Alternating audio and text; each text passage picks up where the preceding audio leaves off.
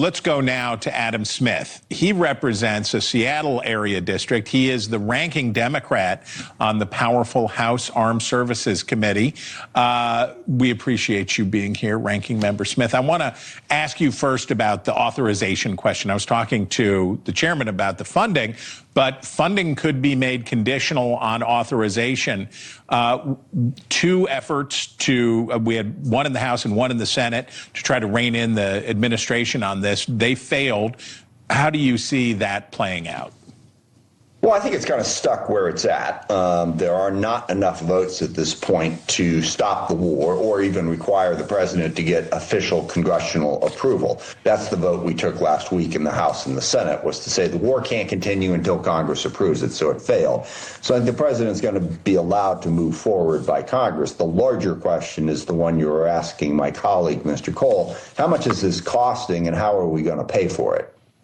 So if you use the power of the purse, though, to rein in the administration, which seems to be the Article 1 way of doing things, that risks the perception that those who are opposing the funding are abandoning the troops in the line of fire. What do you say to Democrats like Alyssa Slotkin, Democrat from Michigan, who express openness to a supplemental, saying her quote was, "We're in it," basically saying we can't cut off funding while the war is going on. Talk about that complexity.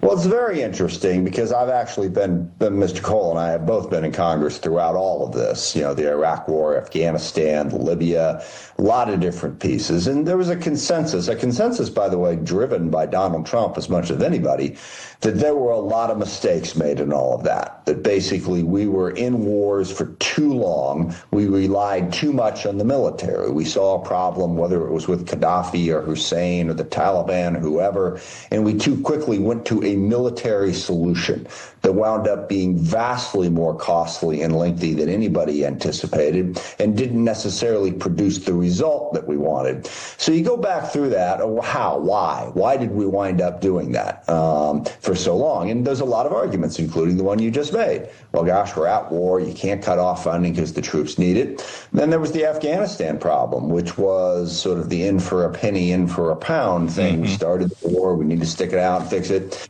So I think we need to learn those lessons, and we're not going to cut off the funds and all of a sudden the troops are going to be out there and not be able to defend themselves. But if you block the money, that will require the stopping of the war. So I don't think that, well, he started it, let's go, let's just keep funding it forever is the right approach. Part of how Vietnam finally stopped was Congress refused to provide the money. And we stopped the war. So I don't agree with the assessment that it's going, whatever he wants, we're going to give him. I think there are still options for convincing the president to, find an off-ramp here. Now, I'm not going to ask you to be an analyst. I don't want you to be the Republican whip, but I do want you to tell me there were a couple votes, Rand Paul, Thomas Massie. There are those voices in the Republican conference and in both houses that want congressional authorization. But if we get to a point, the administration has talked about the necessity of maybe sending in ground troops as a way to get the Iranians pacified and protect shipping lanes, et cetera, et cetera. Do you think, based on your years of experience, that might be enough to draw Republicans in on a authorization resolution? Yeah, you'd think. But one thing we've learned over the course of the last year plus is that Republicans in Congress will complain a lot about a variety of different policies that the president has put forward.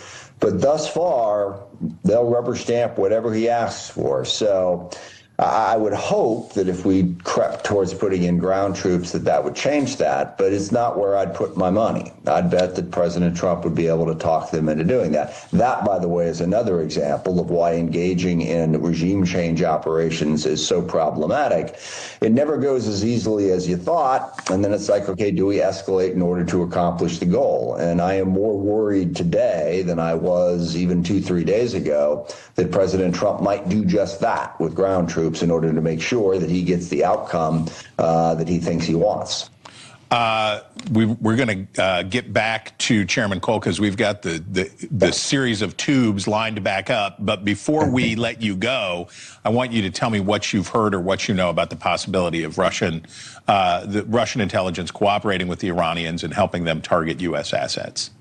Yeah, I've got nothing confirmed in terms of information, but logically, it certainly makes sense that Russia would cooperate with Iran. They're partners and allies. We've certainly been helping Ukraine in a variety of different ways. So I think, yeah, there's a real risk Russia could help. I don't know if that help is substantially altering the battle space, but clearly they're doing that. The bigger thing to be worried about is China going to help Iran resupply? There have been reports about that. Now, that's help that could be really significant and could either drag out this conflict or block the achievement of whatever objective it is that President Trump is trying to achieve. All right, Ranking Member Adam Smith, we thank you very much.